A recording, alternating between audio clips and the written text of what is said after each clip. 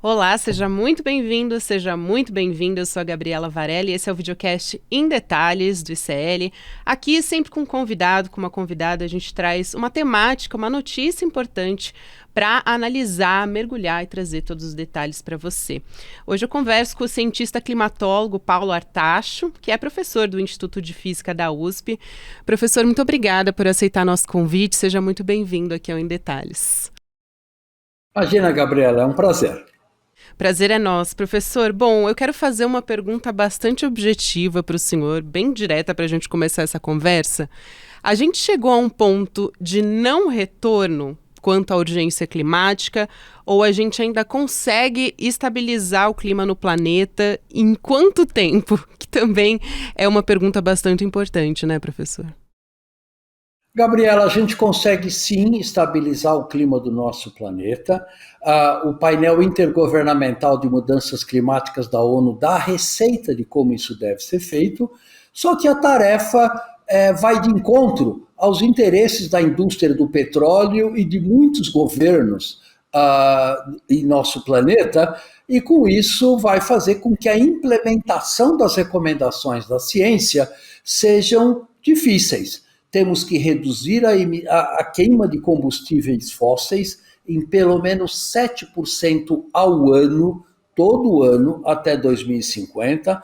Temos que zerar o desmatamento de florestas tropicais até 2030 e, com isso, construir uma sociedade que seja minimamente sustentável na segunda metade desse século. Perfeito. Então, a gente tem uma receita, mas é muito difícil que a gente consiga entrar, vamos dizer assim, né, num consenso entre todos os países que devem fazer parte disso, professor. E aí eu quero perguntar, antes de entrar nessa receita, talvez, perguntar quantos de trilhões de dólares a gente poderia ter de economia, porque a gente tem até um estudo da Deloitte, se eu não me engano, sobre padrão de consumo de carbono, né? Quanto que a gente poderia economizar se a gente tivesse uma preocupação a longo prazo, né? Acho que esse é um dos grandes problemas quando a gente fala de emergência climática, né? A gente tem preocupações a curto prazo e, na verdade, a gente não tem como falar de meio ambiente se a gente não tiver preocupação a longo prazo, né? Isso é verdade. Quando você fala a gente, cuidado, porque eu acho que isso é inclusivo demais. Uhum. Na verdade, o grande problema é que os governos, incluindo o governo brasileiro, conseguem, no máximo, fazer planos para 4 anos. Uma empresa, no máximo, consegue fazer planos para 4 anos ou 5 anos. E esses planos envolvem o quê? Como é que eu posso ganhar o máximo possível de dinheiro no prazo mais curto possível. Não importa os prejuízos para a sociedade ou para a natureza. Esta filosofia, se não mudar, vai ser impossível da gente construir uma sociedade minimamente sustentável. Então, isso tem que mudar o mais rapidamente possível. Aí só para a gente ter os dados certinhos a respeito do montante que poderia ser perdido aqui só na América do Sul para as pessoas que estão nos acompanhando com mudanças no clima, a gente está falando de 17 trilhões de dólares, esse que é o número estimado pela consultoria Deloitte, se refere a perdas econômicas entre os anos de 2021 e 2070, né? Então a gente está falando de cenário futuro. E aí a gente está falando de milhões de empregos, né, professor? Quais são as principais perdas que a gente tem com a urgência climática? Olha, as perdas são enormes, não só em vidas, né? Nós vimos, morreram 10 mil pessoas em uma única chuva intensa na Líbia, né? Morreram dezenas de pessoas e trouxe um prejuízo de bilhões de reais aqui no Rio Grande do Sul com as enchentes. As secas estão fazendo migrações enormes em todas as regiões do planeta, né? Na Ásia, na África, na América Central e assim por diante. Então, os prejuízos não são só em dinheiro, né? Em bilhões de dólares. Os prejuízos são principalmente em vidas humanas que estão sendo desperdiçadas, né? E os cenários de continuar a aumentar a temperatura como estamos fazendo agora, são de que, por exemplo, as migrações que hoje é um problema sério na América do Norte, na Europa, podem se tornar um problema muito maior do que nós temos hoje, né? Porque milhões de pessoas não vão ter condições de sobrevivência em algumas regiões do nosso planeta. Então, evidentemente, nós precisamos de um serviço de governança que possa levar a uma solução global para a questão das mudanças climáticas, porque sem isso, realmente a nossa sociedade vai sofrer um impacto extremamente importante. E falando até de impacto imediato, a gente teve justamente a motivação da nossa conversa até foi a situação de momento aqui do Brasil, né, que a Metsul Meteorologia emitiu um alerta de um nível de calor excepcional, um patamar considerado extremamente perigoso, inclusive para a saúde das pessoas, principalmente para a população vulnerável. Falando dessa situação que a gente está vivendo nessa semana, nos próximos dias, esse é um dos impactos que a gente pode ver assim, de forma mais imediata, mas que outras consequências a gente pode ter que impactam diretamente na vida das pessoas. Por exemplo, quando a gente fala de alimentação, de produção de alimentos, né? A gente está tendo lugares mais quentes, Mato Grosso, que é um lugar que tem uma produção agrícola muito forte, sendo extremamente impactado. Então, o quanto isso chega imediatamente na saúde das pessoas, porque eu acho que quando a gente consegue falar como isso afeta as pessoas, talvez as pessoas tenham uma consciência, se preocupem um pouco mais, entendam um pouco mais do que a gente está falando, né? Sim, é importante, Gabriela, que a gente perceba o seguinte: enquanto em alguns setores nós já temos soluções para a questão das emissões, como por exemplo no setor energético, onde energia solar e energia eólica hoje têm preços muito competitivos, né? Com, por exemplo, a queima de combustíveis fósseis. Em outros setores, como você mencionou, que é a produção de alimentos, é um grande problema. Hoje, a produção de alimentos, desde o campo até o transporte, até o consumo final, consome cerca de 30% do total de emissões de gases de efeito estufa. Então, como é que nós vamos se tornar net zero em 2050, ou seja, termos emissões líquidas zeradas de gás de efeito estufa, se 30% está associado com a produção de alimentos? É um problema seríssimo, ainda sem solução, e que a gente espera que nós possamos ter um encaminhamento de como tornar a nossa agricultura, né, produzindo mais alimentos, que a população está crescendo, seremos 10 bilhões de pessoas em 2050, com menores emissões de gases de efeito estufa. E quanto do que a gente... grande problema. Exato. Ainda não resolvido. E, professor, quanto do que a gente está vivendo agora também tem a ver com a intensidade do El Niño? O que deve acontecer? Porque a gente esperava realmente que no segundo semestre a gente visualizasse uma intensidade desse fenômeno e uma preocupação bastante maior a partir desse aumento, né, do início da primavera. Quanto que a gente está vendo é resultado disso? E se der para explicar também para as pessoas o que é esse fenômeno El Niño e quanto que isso se relaciona com o que a gente está falando aqui da urgência climática? Olha, Gabriela, o El Niño é um aquecimento anormal das águas do Oceano Pacífico que ocorre periodicamente e é um fenômeno natural. É um dos mecanismos climáticos que a gente chama de grande escala. Acontece que o aquecimento global, com o aquecimento das águas do Oceano Pacífico, né, está intensificando os impactos desse El Niño. E, além disso, o El Niño ele traz alterações na distribuição de chuvas que já está sendo alterada pelas mudanças climáticas. Então, existe um efeito sinergístico entre as mudanças climáticas e os impactos do El Niño, que é um fenômeno natural. E o que nós estamos observando é a soma desses dois eventos que realmente pode trazer impactos socioeconômicos muito, muito fortes.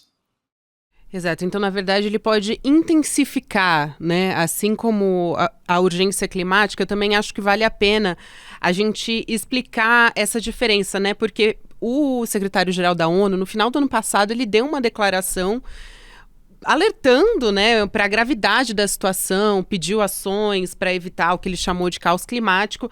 Então, talvez a gente explicar essa mudança de classificação, né? A gente ainda pode falar em crise climática, ou a nomenclatura correta agora é urgência climática. O que que vem com o peso dessa nomenclatura, né? O que que difere?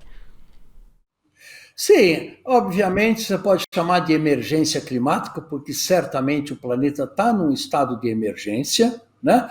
Mas é muito mais do que isso. Quer dizer, a rota de desenvolvimento econômico, com nível de consumo, que em particular os países desenvolvidos têm, é insustentável mesmo a curto prazo.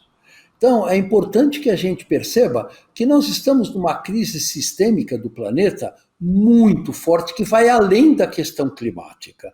Temos que modificar profundamente os nossos hábitos de consumo, nossos hábitos de alimentação, como nós usamos ou não os recursos naturais do nosso planeta e assim por diante. Então, o que nós estamos vendo é uma crise muito forte. A humanidade já passou por outras crises, né? Na época da Renascença, na época da Revolução Industrial, durante as duas guerras mundiais e assim por diante. Mas esta crise, com certeza, é das que vai ter o maior impacto sobre o futuro da humanidade como um todo, e é importante que a população em geral tenha consciência do risco que cada um de nós, cada ser humano, cada ser vivo do nosso planeta, incluindo os animais e as plantas, estão correndo devido a uma ganância extrema do lucro ao curtíssimo prazo que, em geral, as indústrias têm, particularmente as indústrias de energia, as indústrias de petróleo. Enquanto nós não conseguimos estruturar um sistema de governança global que possa dirigir esse processo para uma sociedade mais sustentável, realmente teremos muito pouca chance de sobrevivência nesse planeta. Professor, e levando isso em consideração também, quando a gente fala do Acordo de Paris, por exemplo, é um ponto bastante importante, porque a gente tem uma previsão, né, de aquecimento da temperatura média global. E a gente já tem essa previsão acima do limite, que seria de 2 graus, estabelecido no Acordo de Paris. O que a gente pode fazer a partir de agora, levando em conta esses dados alarmantes que a gente está conversando aqui? E também eu acho que vale a pena dizer, já que a gente está falando a nível global, sobre os países que estão dentro desse acordo e as doações que estão sendo feitas, por exemplo, para o Fundo Amazônia, né? A gente teve, por exemplo, os Estados Unidos, a Dinamarca, por exemplo, anunciou uma doação de 150 milhões, que é o equivalente a 110 milhões de reais. Estados Unidos também, a gente teve um anúncio de doação bilionária para o Fundo da Amazônia, mas não vai participar da cúpula da Amazônia em Belém, enfim. Aliás, não participou, né, porque a gente teve em Belém. Quando a gente olha para isso, o senhor acha que esses países, né, desenvolvidos, eles estão fazendo a parte deles?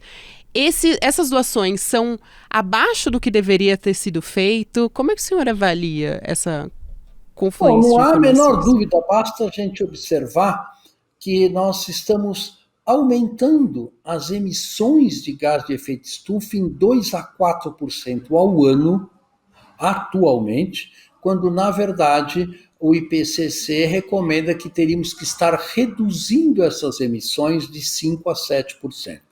Então, os países desenvolvidos que se desenvolveram graças à histórica emissão de gás de efeito estufa, não só não estão fazendo a sua lição de casa de reduzir as suas emissões, como também estão aumentando as suas emissões, levando o planeta a uma emergência climática cada vez mais intensa. E Isso são é uma questão extremamente importante. Aí eu pergunto ao professor se não que a culpa seja, né, enfim, exclusivamente dos países envolvidos, mas pergunto se eles têm uma responsabilidade maior nisso. Ou os países da América Latina, como o Brasil, inclusive, a gente teve 4 anos, Veja, a gente até falou, né, meio o ambiente. Brasil, Pode é, concluir, depois eu... o Brasil é o sexto maior emissor de gás de efeito estufa e é o sétimo maior emissor de gás de efeito estufa per capita.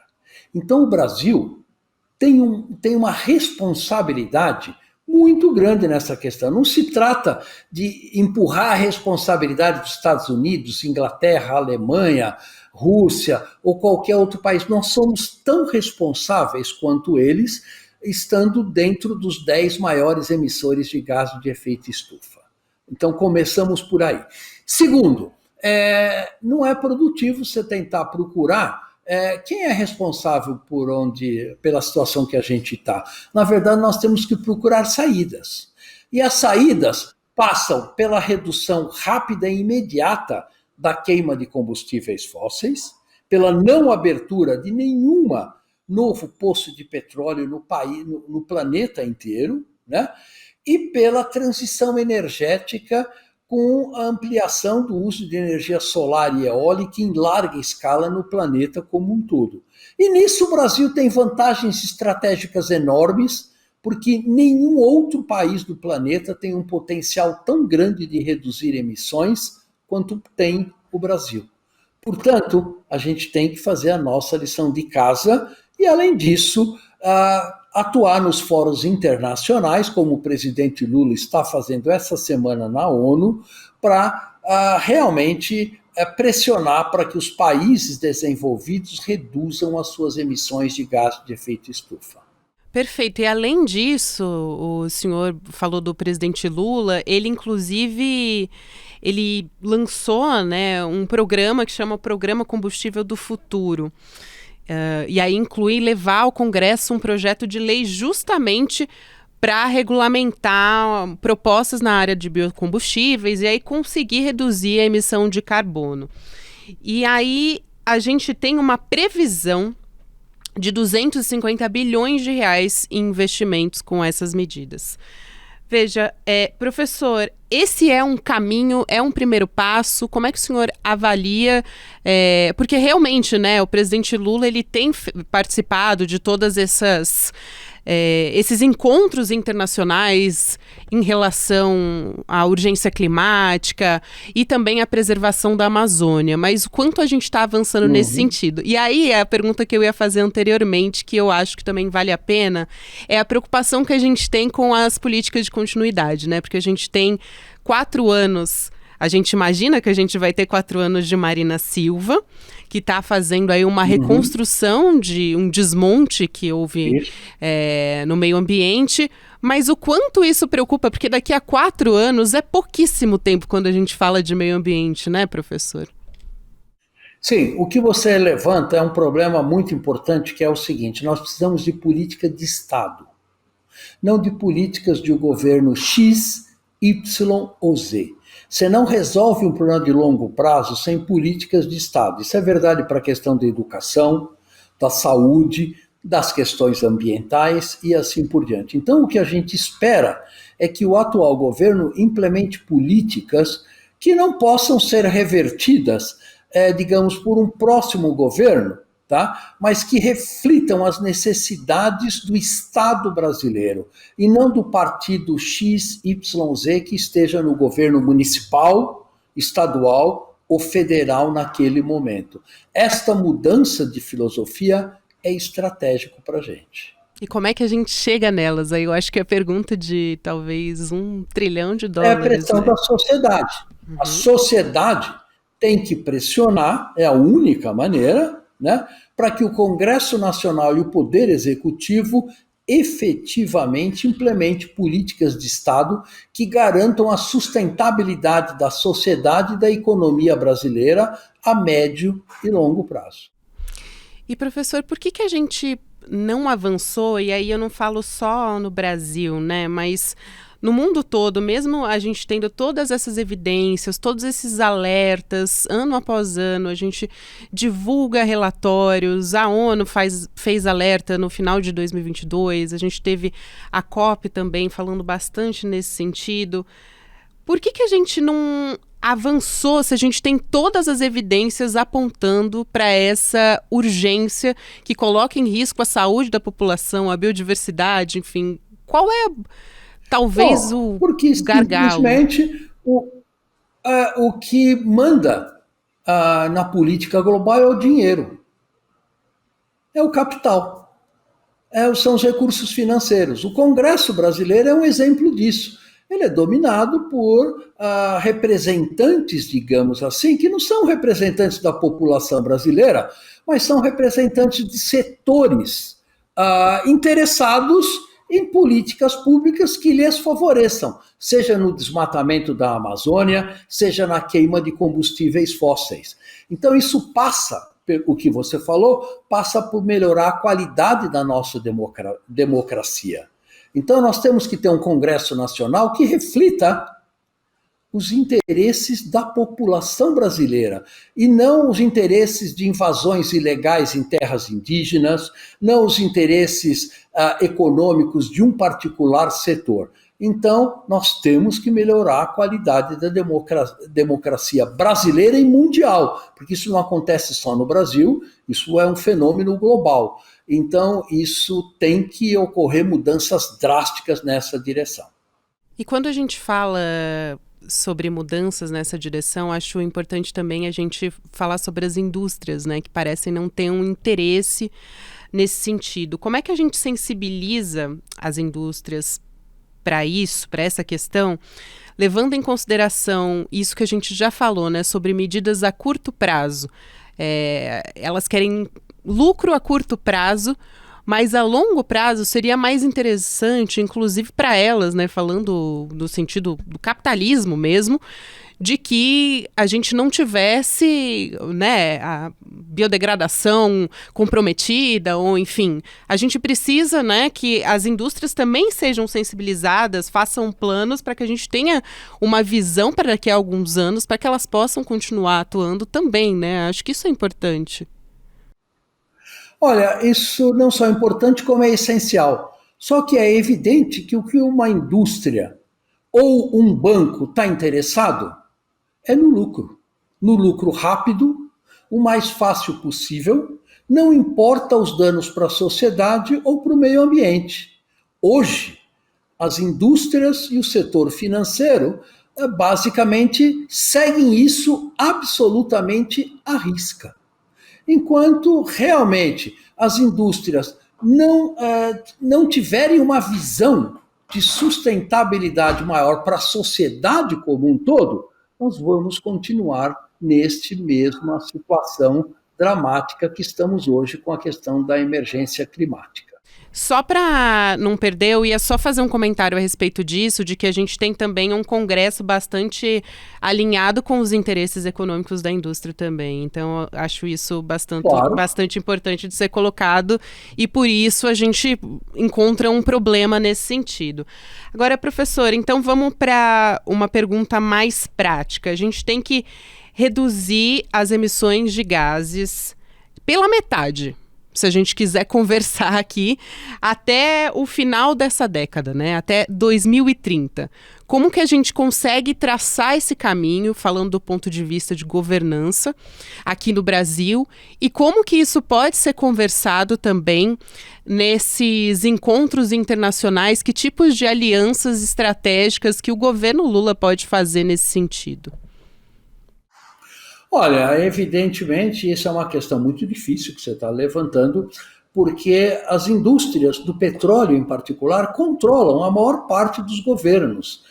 E não é só dos países de desenvolvimento, é principalmente dos países desenvolvidos. A indústria da energia, e eles não vão, basicamente, largar o osso, digamos assim, de uma maneira muito fácil, né? Então, só com pressão muito mais forte ainda do que temos hoje, precisamos de milhões de Gretas Thunberg, né?